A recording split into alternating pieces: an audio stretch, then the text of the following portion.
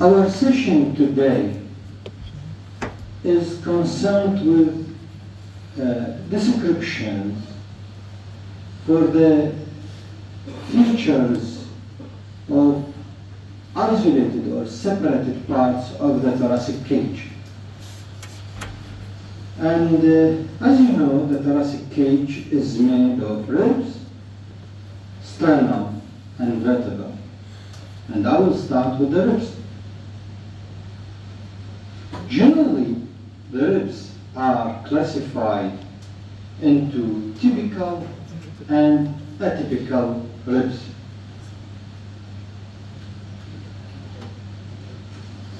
And I will present to you first features of a typical rib.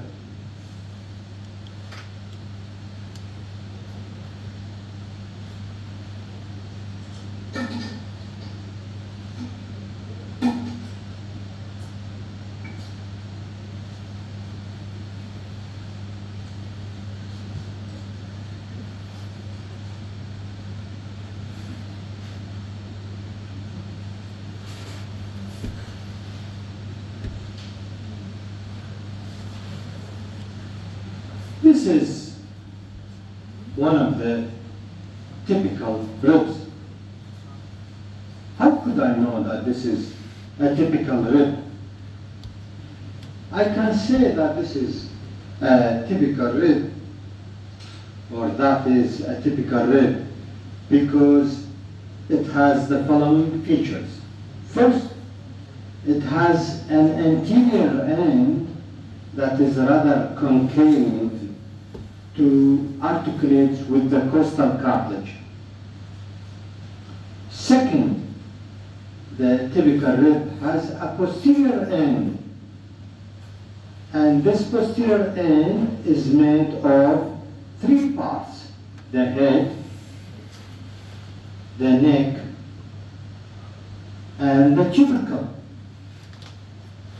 The tubercle, neck, and head are three parts of the posterior end. And we can see that the head contains two facets, upper and lower facets, for articulations with the vertebra, and in between them is a crest, as you can see. So because this rib has a posterior end made of a head with two facets, neck, and a tubercle, and also the rib has anterior end that is concave, serving for attachment of the costal cartilage. This is the typical rib.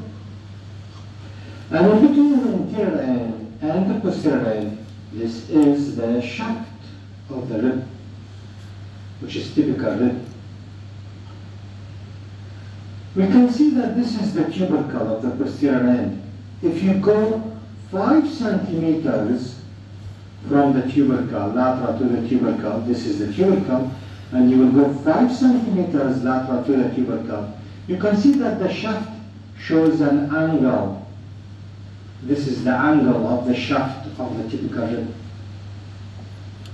Also, you can see that the upper border of the shaft of the typical rib is rather rounded, while the lower border of the typical rib is rather sharp, because the inside of the lower border of the shaft of the typical rib shows a groove, which is called costal groove, containing the Van bundle, the neurovascular bundle, which are intercostal nerves and vessels.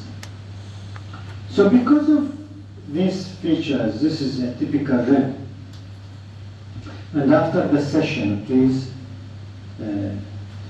try to examine this rib as a typical rib, and also this rib, which is a typical rib, and also this rib, which is a typical rib.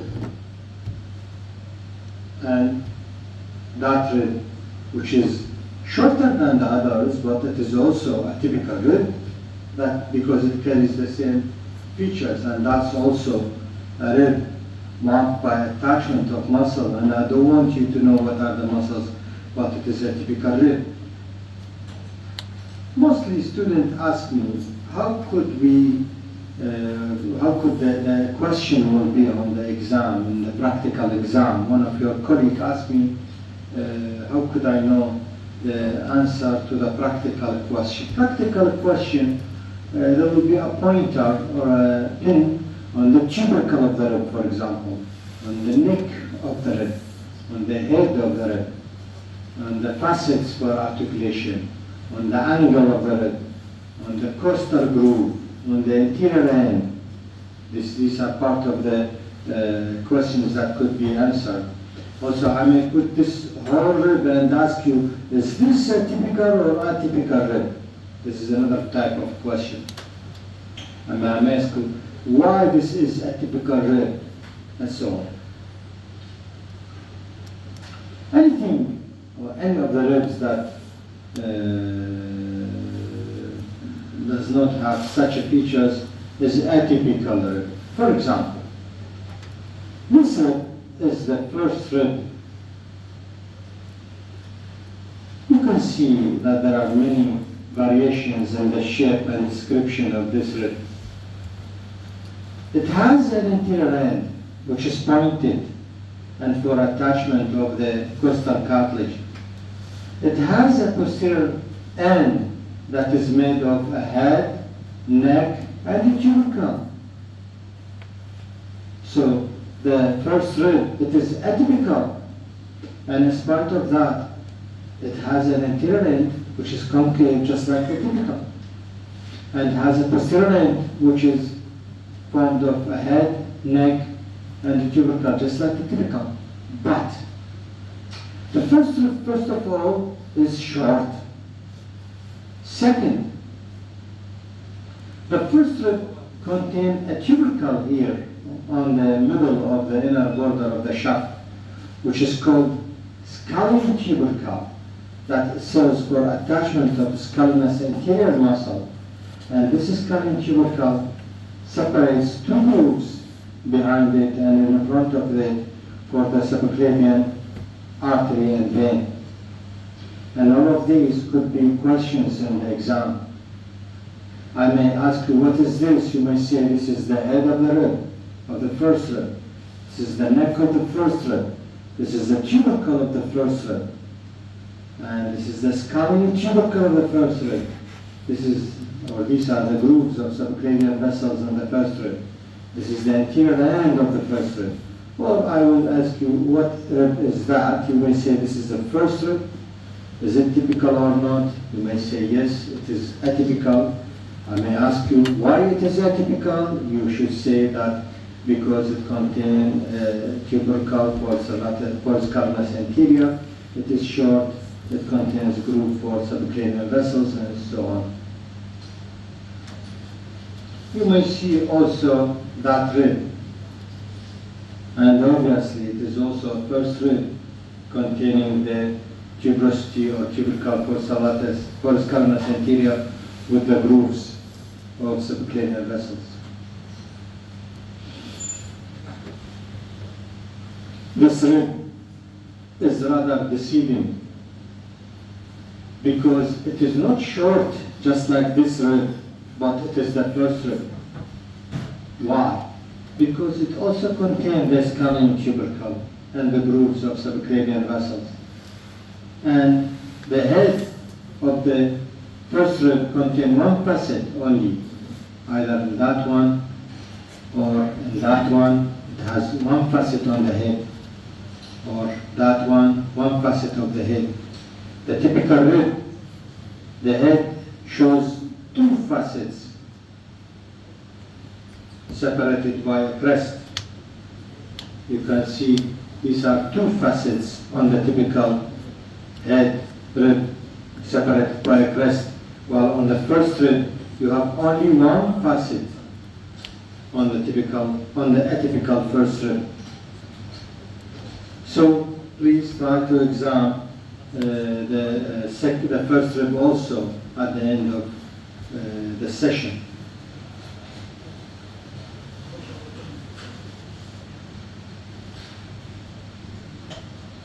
What is this? Maybe it is a first rib, but it is long? No, I don't think so. Why? First, because at the middle of the outer aspect of the shaft is a big tuberosity, not a tubercle. And this is a tuberosity for serratus anterior, as you can see. The first rib, for example, this one, has a small tubercle on the inner border, not a big tuberosity, separated by a groove. While here, this is a big tuberosity for serratus anterior. This is number one. Number two, the head of this rib contains two facets separated by a crest. Not one facet just like the first rib. Although we have an anterior end in the second rib, a posterior end made of head, neck, and tubercle. The second rib also contains many features of the typical rib, but the typical rib does not have tuberosity, big tuberosity for serratus anterior. This is also second rib with tuberosity for serratus anterior.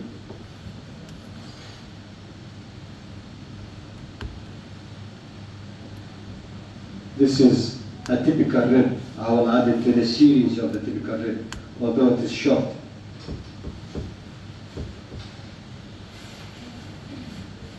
This is a second rib. I will add it to the series of the second, and you have to discriminate them. This is also a typical.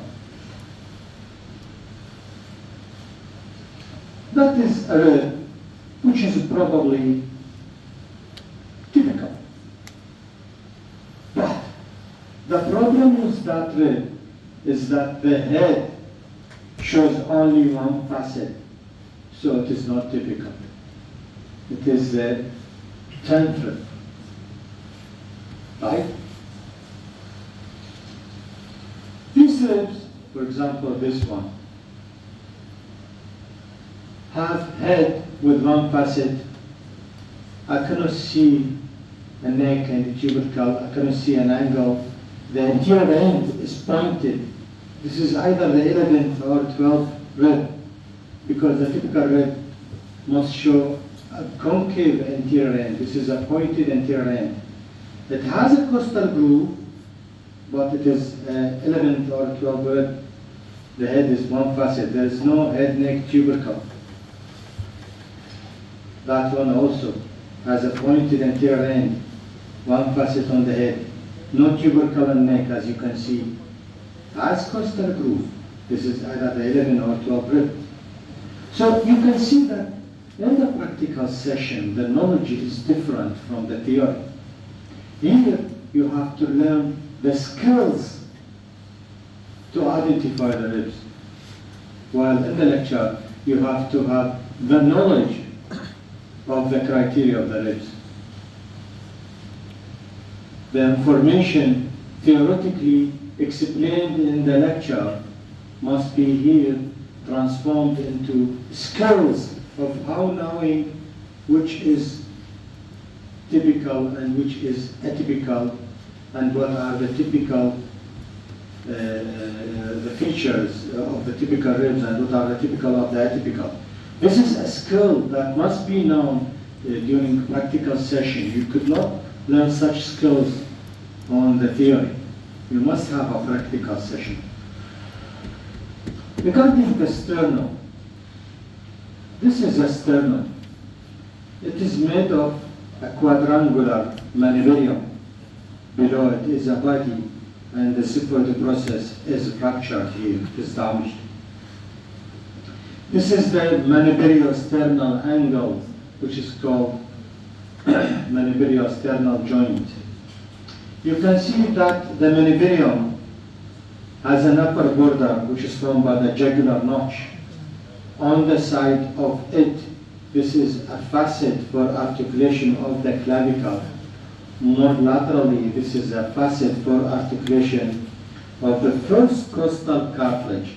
This is for the clavicle, while that is for the first costal cartilage.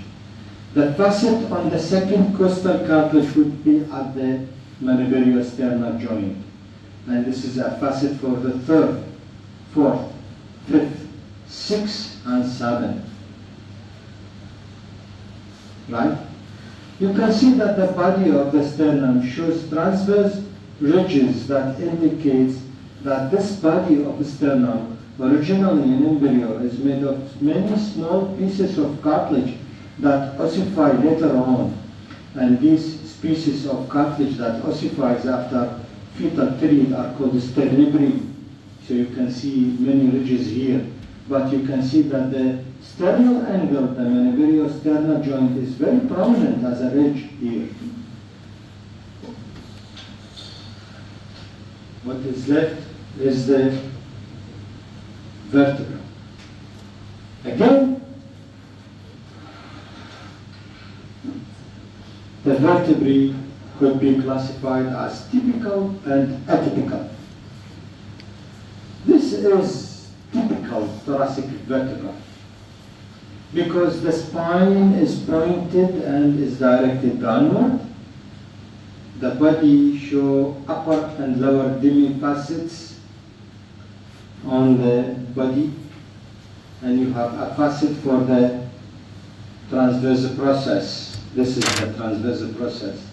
Of course, the facet of a transverse process articulates with the tubercle of the rib, while the facets on the body articulates with the head of the ribs. The parts of the vertebra includes body, pedicle, lamina, spine, superior articular process, and inferior articular process. All these parts should be discriminated, and this is the vertebral canal. If you examine the morphology of this typical thoracic vertebra, you can easily discriminate that this is not a typical thoracic vertebra, right? And also that one. Although you may see a facet for the ribs, but it is not the atypical. It is atypical.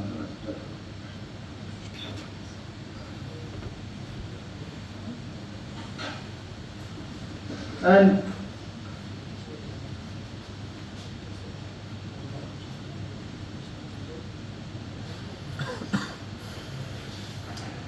this chain here shows the thoracic vertebra in sequences. You don't need to be bothered with the features of the atypical in details in the way I have explained the features of the atypical ribs. You have only to see the features of the typical thoracic vertebra, and that's all. Next, we may look to the skeleton of the thoracic cage. Sure.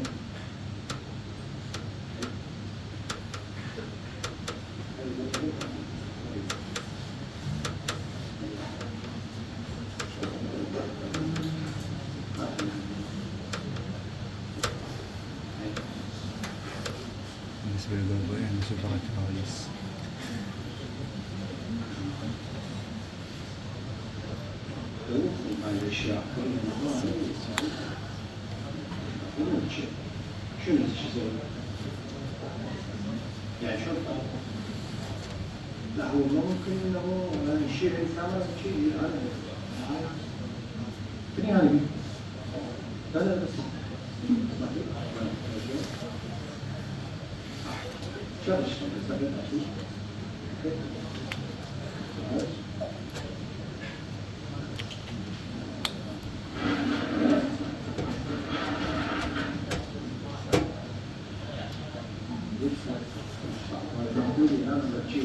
رجع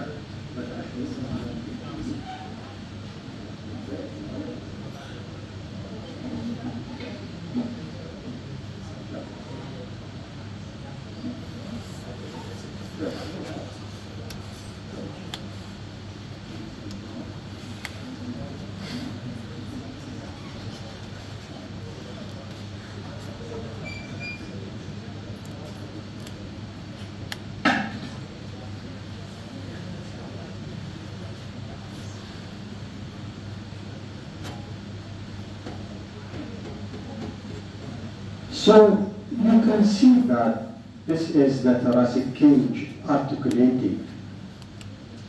This is the mandibular of the sternum. This is the mandibulo-sternal angle or joint. This is the body of mandibular. This is the xiphoid process. You can see that the ribs ends anteriorly with costal cartilages that articulates with the sternum, including the ribs from number 1 to 7. And these ribs are called true ribs or vertebral sternum. But the 8 costal cartilage, 9 and 10 are articulating with each other and articulating with the 7 costal cartilage. And therefore the costal cartilage of the 7, 8, 9, 10 ribs are forming the costal margin. You can see how the obliquity of the ribs is oriented. Okay. Thank you. You can see that this is the angle of the rib. These are angles of the ribs. And you can see the spines of the vertebra, the lamina. You can see the transverse process articulating with the tubercle of the rib. And here, this is the neck of the rib. This is the tubercle neck. And this is the head of the rib articulated with the body of the vertebra. We may ask you on these joints, on the skeleton, I may ask you which type of this joint, the joint between the tubercle and the transverse process. You may say that this is the costovertebral joint, that is synovial joint, and that is also synovial joint. I may point here, you may say this is the neck of the typical rib, and so on. This is the spine. Okay? That's all. Please try to examine the samples after the session. Thank you. طلع احنا معتادين احنا معتادين الحالة انه من يخلص السيشن الطلاب لسبب او اخر يطلعون مرات نقعد نتشلب بيهم نقول لهم كويز نسوي لهم بس يعني صراحة يعني احنا نريد نفيدكم ترى احنا مو اعداء. لاحظت انه السيشن بيه هواي حكي. احنا هذا السجل ممكن نعرض لك اياه على تريد اثناء ما انت بالمختبر ممكن نعرض لك اياه تسمعه مرة ثانية. لا تشوف نفسك مكتفي والتقارب محاضرات النظري وتريد بس تباوع شوفهم. لا تطلع راسك. احنا قيادة جماعة نسويكم بس ترى ما ممكن يعني نشوف الفيديو سكيلز لازم نشوف فيديو. أنا قد صار لي من 93 هنا أول ما جيت طلعت النظر واحد شفتوني شلون قعدت شيكت هذا أول هذا ثاني غادي شوية أطالع منه. صعب بالامتحان أنت ما لازم الرد ما شايفها وتعرف هذا شنو هذا منو هذا كذا. ناقشوا بيناتكم على الموضوع هذا. شكرا.